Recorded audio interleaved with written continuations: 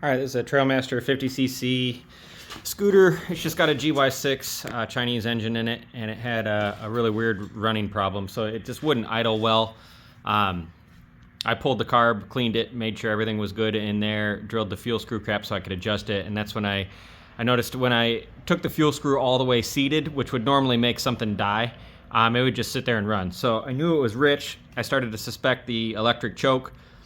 First thing I did was check the voltage at the plug to the electric choke, and it only had about 3 volts AC. This one runs off of AC straight from the stator, which is too low, so I checked the charging system, and it wasn't charging. It was going below just standing voltage, just sitting there. So then I started to suspect the regulator, which is up front here, but what I noticed was when I unplugged this front cover, you have to unplug the headlight bulb. As soon as I did that, it started to charge. So then I looked even further into the headlight here, and what I found is the headlights shorted out internally on the low beam. So like I'll show you here. So if we start this up with no headlight in, right now we're at 12.33. Start this up.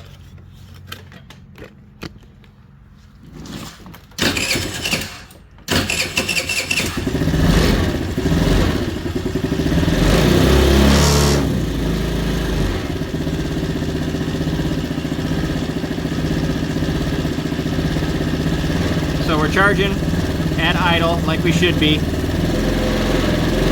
the electric choke kind of getting seated there, making the idle go up. Alright, so that's charging.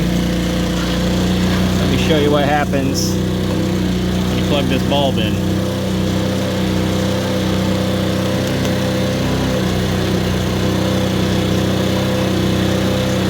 Alright, so you can see we're at 12.9 there. We go ahead and plug this in, and I immediately lose that running light and immediately start dropping down on my charge voltage. That short is sucking up all that volts AC, and then that's what's making it not get enough voltage to the electric choke, and then giving it the whole running issue. It's crazy that a bulb being shorted out is what was causing the electric choke not to work. But if you put it on high beam, the bulb comes back on and we go back to charging.